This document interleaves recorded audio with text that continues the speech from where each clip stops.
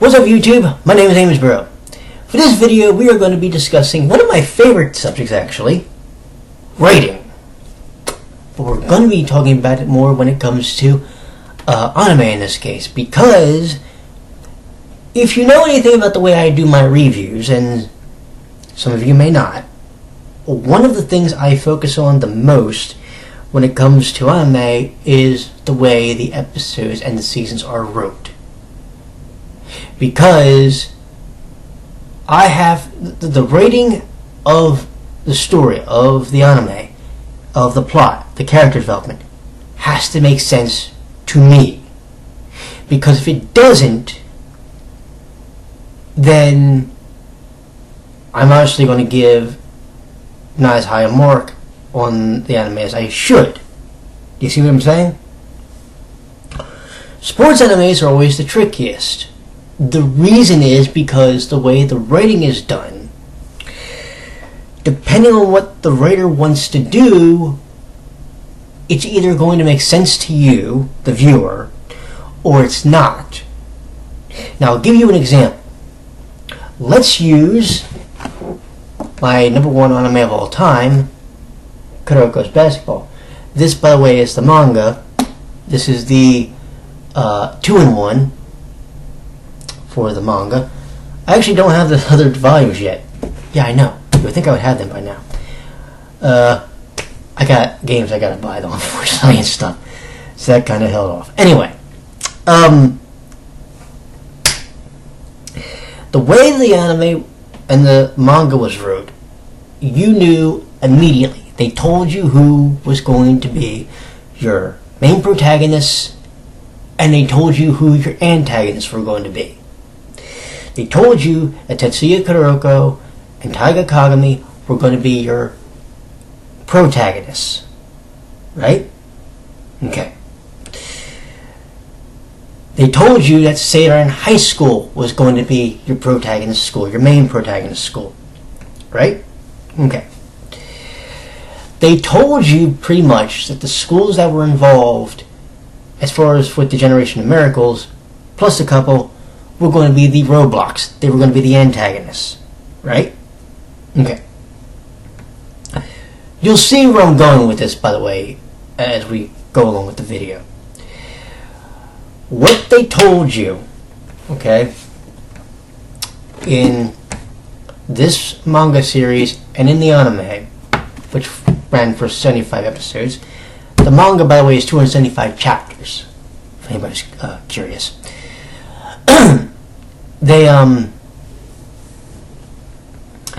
They told you who your protagonist was, who your antagonist was. They made sure also that when it was game time, forget the extracurricular outside, because that's different to me. They told you though, on the court, here is your protagonist team, here's your antagonist team. Okay? That's it. You're not, you are supposed to root for these guys, you're supposed to cheer, you're supposed to hope that this team falls. Okay? That was their goal. The only time you're allowed to root for any of these schools, try doing it with a mirror, kids. Anyway, anytime you're supposed to root for these schools is when they're not facing the the main school, Seiran. So if I'll give you one of the matches. When what was it? When Shutoku faces Rakuzan, okay? You're allowed to root for one of those two schools. You know one's going to lose, but you're allowed to root for one. You're allowed to root for one, you're allowed to cheer against the other. It doesn't matter. But when you have the matches with the main school versus one of those schools, you have to root. It's pretty much a written rule. You have to root for them. The reason is, if you start rooting for the antagonist school, the opponent, you've literally just undone the entire story. Whatever happens is irrelevant then. You want to know why? There's a wrestling booker who did a DVD called Guest Booker, and his name is Dutch Mantel. Now he said the following: if this person has a point, but this person also has a point, then you're going, oh my god, I'm so torn, who am I supposed to root for? Basically the idea of a good guy and a bad guy becomes nullified. You need a protagonist, you need an antagonist. Every story needs one. For Kuroko's basketball, the antagonists were the Generation of Miracle schools. The protagonist was Seirin High School. So if the way you write the story makes it so that you're cheering more for them than the Generation of Miracles, guess what happens? You have an effective story and it's wrote right. If, however, let's use Haikyuu. If, for some reason, during the match, they give you a reason to root for Karasuno, and they give you a reason to root for one of the other schools. I believe one of the other ones is called Nikoma, right? We'll use that one because that's the one I can actually pronounce. Well then, what's the point? It's like me watching college football. The reason I watch college football is because I can be neutral. You might as well not root for anybody, but then it takes you emotionally out of the match, right? Because you want Karasuno to win because they're the protagonists, but then you want these guys to win because whatever story they were telling you.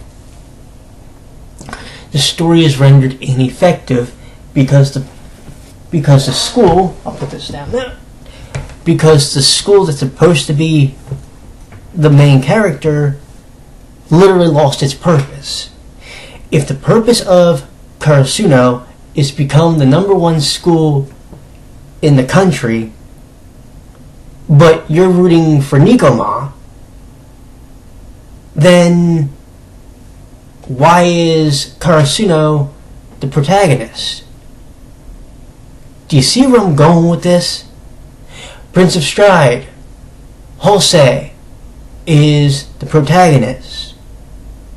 But if you, for whatever reason, root for Sasei or any of the other schools, because unfortunately right now I can't remember any of them, which sucks because the whole series is... Oh, by the way, it's Honen, I'm sorry. If you,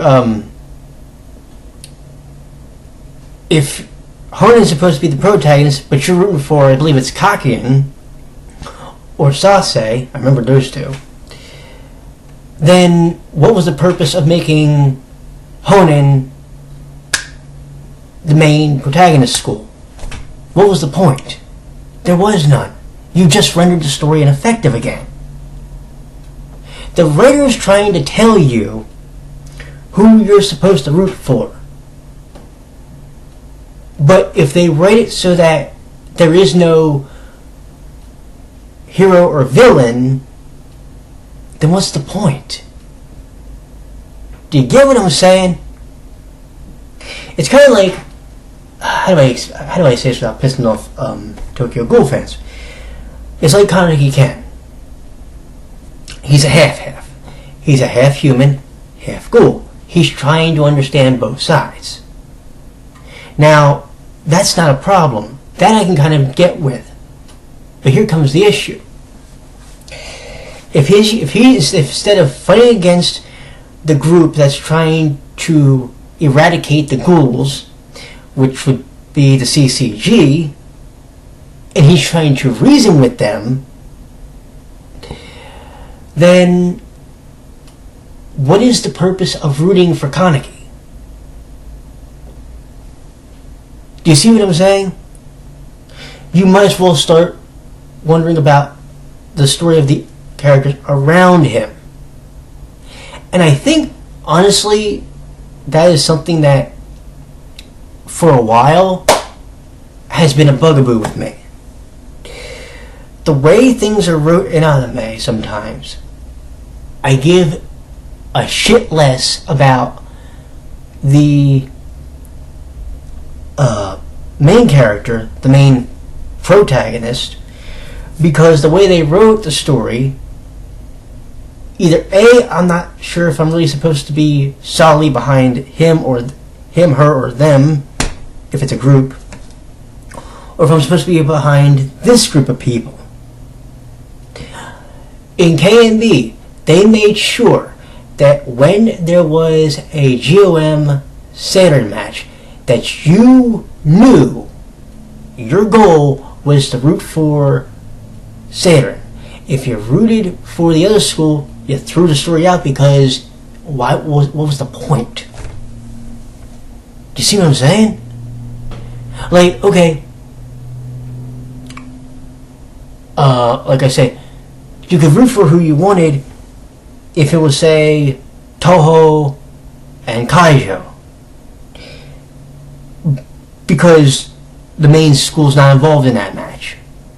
But you know that if one of them was facing against Saturn, who you had to root for. In All Out, you know the main school is Jinko. They are the underdogs. Okay? They're flat the underdog school, and they have their reason for being the underdogs school. I recently made it through episode 9 of 25 of this season. But they gave me a reason to root for them versus the opponents. And they've gotten me emotionally invested to the point where I'm damn near crying after every episode.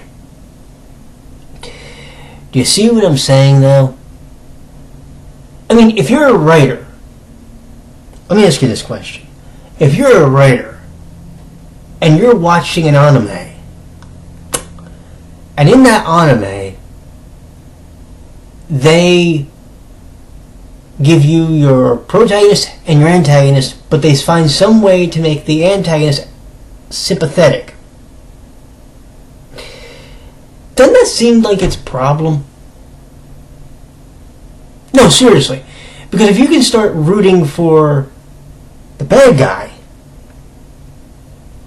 or feeling sorry for the bad guy, you just defeated the purpose of writing a story. Because every story needs a hero and a villain. The minute you take the villain out, your story is, I don't want to say it's completely worthless, but it makes it harder for me to get invested. Do you get what I'm saying? I can get invested in college football and have no rooting interest in both teams because that's the way I watch college football. But you see, in there's no protagonist, antagonist, and it's not scripted. It's not a predetermined outcome. This is. And the minute you take away the suspense of that predetermined outcome, the story goes flat. It really does. It's kind of why I do wonder sometimes when people root for schools when they're how do I explain this? When they're against the main school, it's kind of like, but you don't want that, you shouldn't want them to win. Now it's like, okay, Unipre. There's a good portion of the fandom, I think, at this point that believes, wholeheartedly, that all three units are going to end up winning Triple S. They're all going to be allowed to perform in some way. Well, that's cool, because that would culminate that part of the story, of the Id story, nicely, and then we can move on to the next part, which is probably going to be, if they go this route, developing Heavens. Which then they should have been doing this season, but, you know. I went on that rant already. But you see what I'm saying about writing? Your goal is to give me the good guy and the bad guy. There should be no neutral. You're either going to love them or you're going to hate them. Now, I say that and I know that I give some people crap because they outright don't like, say, Heavens or certain characters in Heavens. The problem is that when it comes to that series, Broccoli is trying to, I'm going to use a wrestling term here, turn Heaven's basically babyface. They're going to try and they're trying to make them less villainous. And for the most part, they've been successful. You could maybe walk the very fine line with Ichi because some of us maybe understand why he did what he did the last episode, while some will never ever rationalize it. And to a degree I get that, but you're also defeating the purpose of what story Broccoli is trying to tell you. Broccoli's trying to tell you essentially the redemption story, but the redemption story is supposed to have roadblocks in it. It's kind of like Star Wars' story. If Star Wars' story was literally this, okay? Debut, win it, they get a pre-awards, and then say they won it the first shot for Triple S, and they just won, and there was no giving back the spot or anything, and they just won. Imagine how flat that story would actually have been, if you really think about it.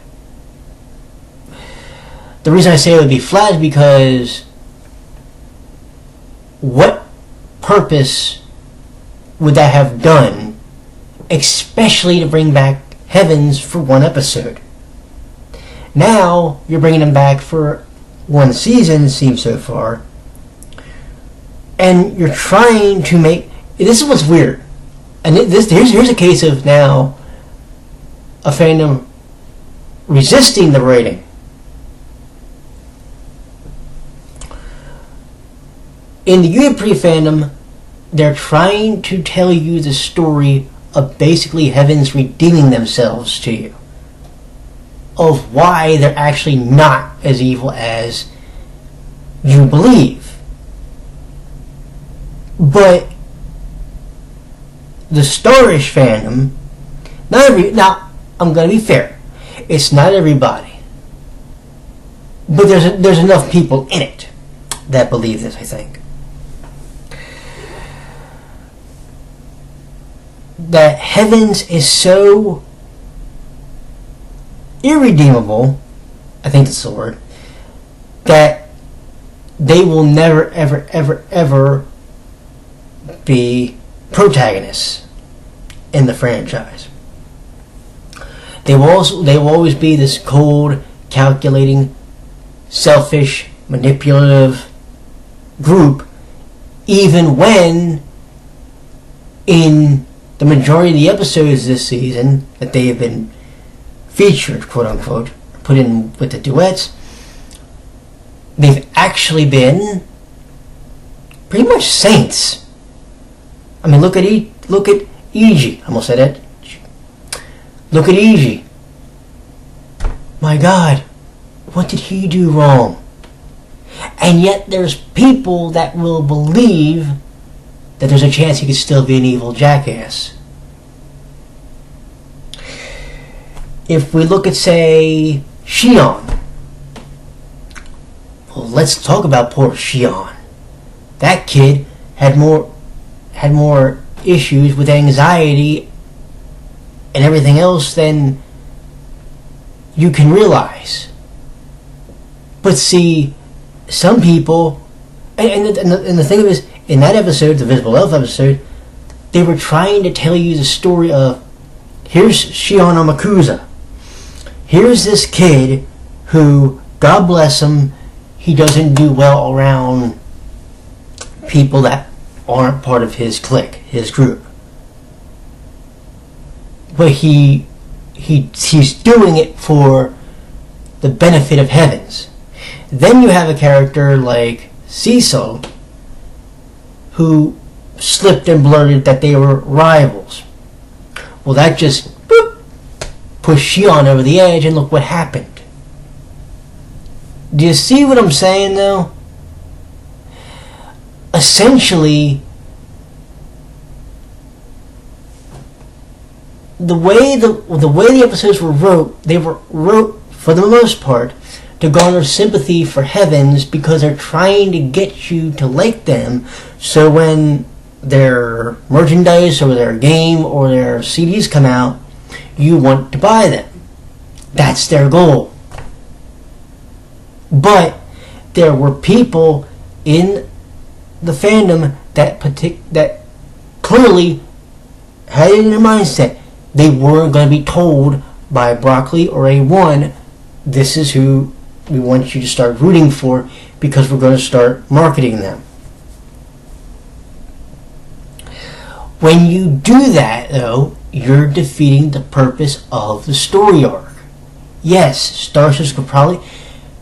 You're either going to have Star Search win Triple S, or you're going to have all three perform at Triple S. More than likely it's going to be all three somehow. I don't know how yet, but it's going to be all three. So you're going to have to get used to seeing heavens, especially if there's a Season 5 and a Season 6, because remember, there's also the 2020 Olympics coming up. So safe by the grace of God, heavens ended up getting a huge following, and they ended up shooting past everybody and hitting the top. The fact that you're not willing to learn, and this is what's funny, there were members of the Star Wars fandom that were so staunchly against heavens that they had said before this season, if there was a heaven season, they would not watch it. That's how much the hatred was for heavens. So A1 and Broccoli knew what they had to deal with. And now, look where we are. We're going to be at episode 10. Because of the way they botched last episode, now there's a chance they could fix it in the next episode. There's a chance. I don't know what it is yet. But there's a chance they can fix it. If they fix it, if they fix the problem, what's going to happen is you're going to start seeing, hopefully, the Star Wars fans go, you know what? Enchi isn't a bad guy. He's been mentally corrupted by his father. But he's trying to resist him. Heavens is trying to resist this guy. Let's start trying to rally behind him. Now, technically you should have been starting at Madiara, but I understand why you wanted to wait for that to play out. But now, here we go, this close to the end of the season, potentially the end of the series, who knows? I don't think so. And now look at where we are. So, what I'm going to ask you now, very simply, is this. Are you happy with the way you treat the writing in the stories overall when it comes to anime? When you willingly go against the writing of a story, what you're telling the people that wrote it is, we don't care. See, people who write, and now you have to stick up for the writers, the people who write these stories, they're writing them to tell you different things. They are in some ways trying to mentally manipulate you and control you to make sure that you know who the protagonists and who the antagonists are, but they have to do that because if they don't, then you're going to root for whoever, and the story they're trying to tell is really screwed up. Do you get what I'm saying? I hope this video made sense because I tried to put it in the best way I could. As someone who has been a writer, just a creative writer in general since he was in the 4th grade, and since he's been a fan fiction writer probably for what, almost 20 years in some ways, and a role player for about 18, I can tell you that it's very hard to write a story when you cannot get behind the character. And I've had that problem as a role player before, and I've had that problem writing before, just creative writing with my fanfictions. So I'm telling you, it's a very hard thing to do, excuse me, and it's something we need to start really looking at and examining.